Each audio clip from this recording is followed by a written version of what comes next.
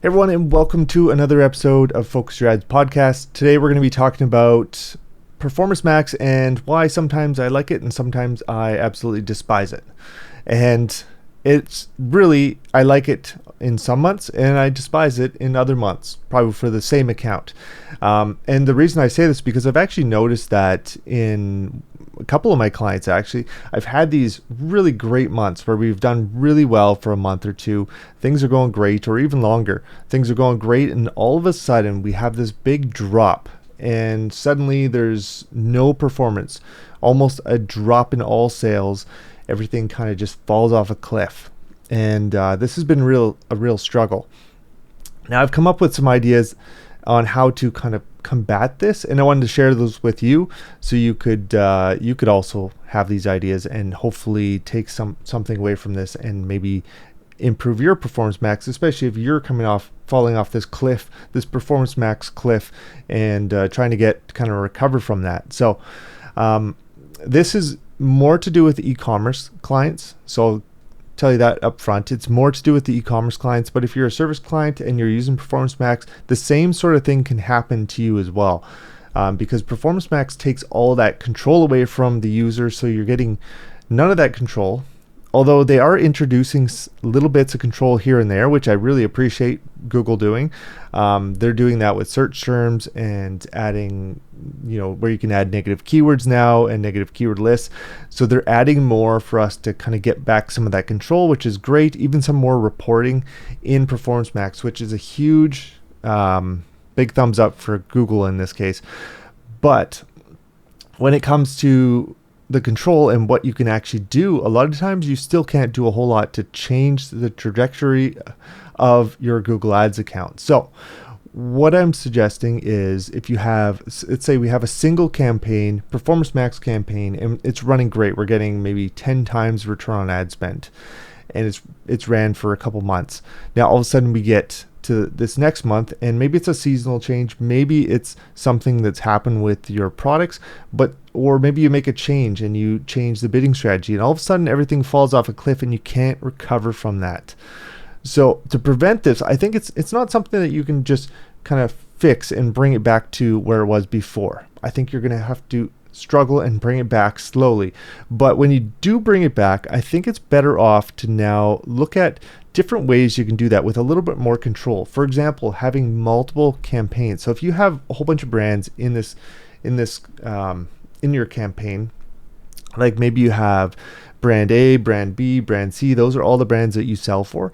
Maybe you want to start separating those out, or maybe you have specific products that are doing really well. So you have a group of products that actually perform really well. So you can segment those into their own campaign and start to control that, so you can control the budget. So in some cases you can control a little bit more in the Performance Max, even if it's all still within Performance Max. If you all had that in a single campaign, you have no control over the budget. But if you start to separate that out, so you have maybe one campaign running with your top performers in it, now you can start pushing the budget. Because what I've noticed when I've actually dove into the details after seeing one of these crashes is that a lot of times I'll notice the spend starts to go off into a different direction, or I see a lot of display spending, or I see a lot of spend on products that maybe we just added in some products, or maybe they come back in stock and now those products are getting a ton of spend. They weren't performing, and now the ones that were performing are starting to get pushed to the bottom of the pile, and they're not getting that the traction that they need. So we need to kind of manually say, no, Google, come back over here. This is where we want you to focus.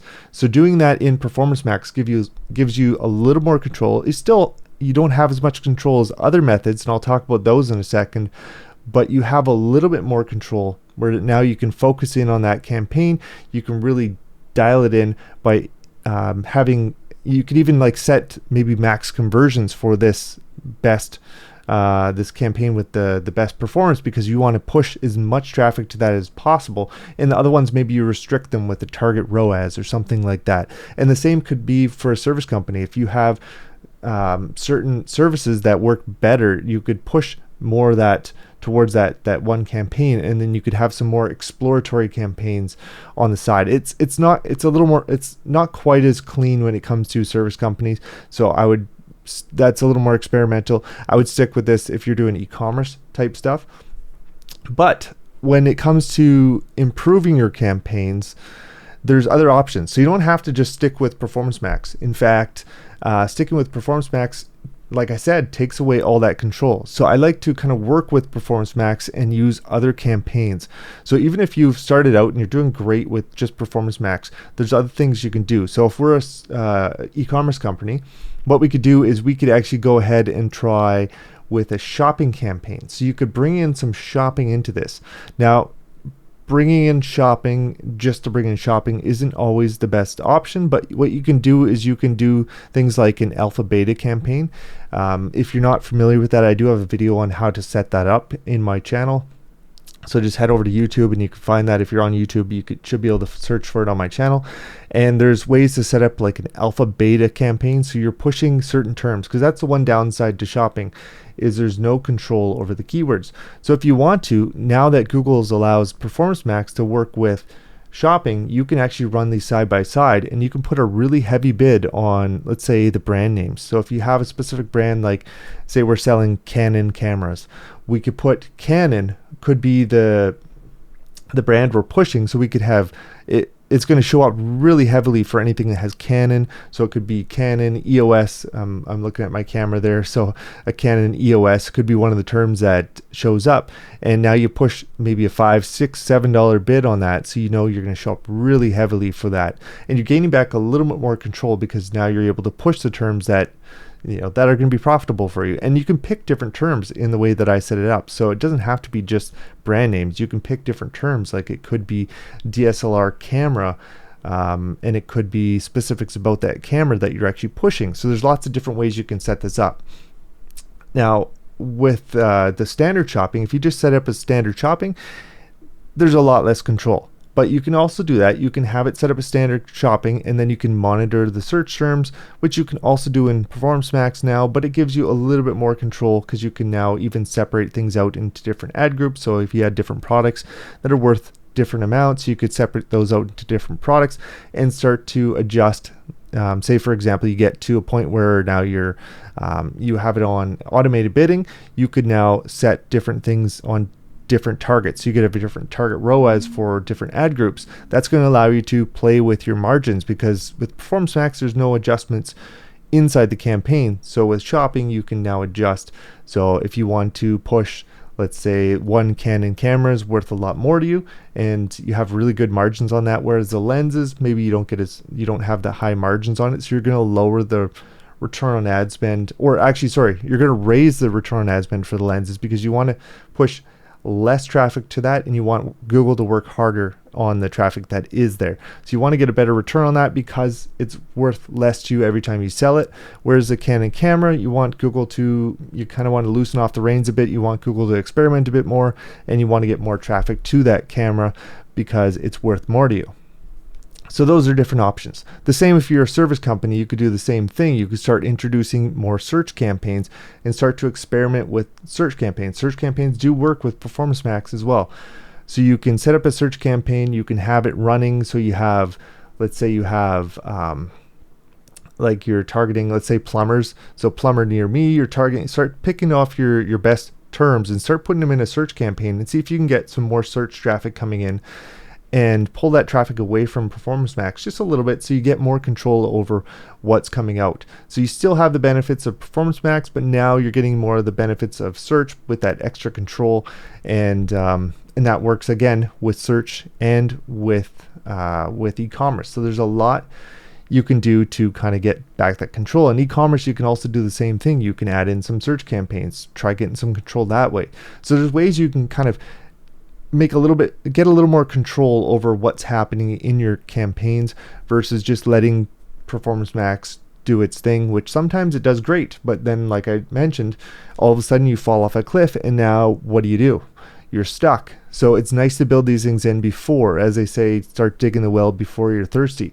So if I was running a Performance Max campaign, which I am running some, where I have maybe a single Performance Max campaign, I'm starting to build in some of these other options, because it does give you a little more control. It helps you to get just that more control, and now you can control that return on ad spend, or whatever else, the target CPA that you need to on each of these campaigns, ad groups. It's going to give you a little bit more control, and that's going to hopefully work out for the best for your campaigns in the long run versus Performance Max, which seems to do really well in the short term and then can fall off a cliff. And I've had others that just keep going and keep going and keep going. So, but there's always that risk that something's going to fall off. And if you don't have a safety net, you're just going to keep falling. If you have that safety net built in, you have some conversions coming in on other campaigns, then, you know, it's great. You don't have that risk of just completely falling off that cliff because you can control what kind of searches are coming in, especially if you're using something like an Alpha Beta or using Exact Match. With search campaigns, again, if you're using Broad Match, you're kind of going down the same road as with Performance Max. It's the same idea, and you can apply this to that same concept. So if you have all Broad Match in a search campaign, the same thing could apply. You might want to look at using Exact Match, Phrase Match, try to get back a little more control. And you can do this by looking at your search terms. So same with Performance Max now. Go into your search terms, look at what search terms are actually performing the best, pull those search terms out, and start to see if you can target those with the shopping campaigns, with your search campaigns. If you've been running for a long time, use all that data to your advantage and see if you can get a little more control of that, and see if you can start getting some conversions to happen outside of Performance Max to give yourself a little bit more of that safety net. So this is what I would suggest, and this is what I'm doing with some of my clients that are running Performance Max, because I do have some clients that are running all Performance Max, and there's a couple options that I'm giving you, like for example, just splitting into multiple Performance Max. That can give you a little more control, but still not quite as much control as doing a search campaign or a shopping campaign. So there's a whole bunch of other options, and you can also go down the route of also setting up YouTube campaigns, because with Performance Max it even goes out to get YouTube traffic, and that one would be obviously if you had some YouTube videos that you actually want to use, and then display like remarketing type traffic is also another great area to get some more control back. And you can set up different audiences, because maybe things convert better at 7 days, things convert better at 30 days, depending on the audience that you're targeting or retargeting with your display campaign. So there's a lot you can do, but on the other hand, you know, sometimes that single Performance Max campaign does great, and then you go ahead and change things and it can fall apart. Again, it's kind of a delicate balance, but I always like to build in some of those redundancies, I guess, in place, which could be my search, my shopping campaigns, my display campaigns, and kind of build that around the Performance Max. It doesn't hurt the Performance Max, or it shouldn't hurt the Performance Max. They should work together. The Performance Max now, it never used to work with shopping, but Google has confirmed that it does work with shopping now, so you can run Performance Max and shopping campaigns at the same time. So it does work. So if you guys, hopefully you guys got a little bit out of this. I know it's a shorter episode today. If you guys enjoyed it, make sure you hit the thumbs up if you're on YouTube, or subscribe on whatever other platform you're on for the podcast. And I will see you guys in the next episode. And also, before we go, if you do want to work with me, or you want me to take a look at your account, send me an email at support@focusedyourads.com. I'm happy to take a look, and I don't mind looking through accounts. If it's just for a quick peek at the account, I won't charge for that. But I'm also work with clients and on a monthly basis. So if that's something you're interested in, hit me up, and we'll chat on at support@focusedyourads.com. Okay, talk to you soon. Thanks. Bye.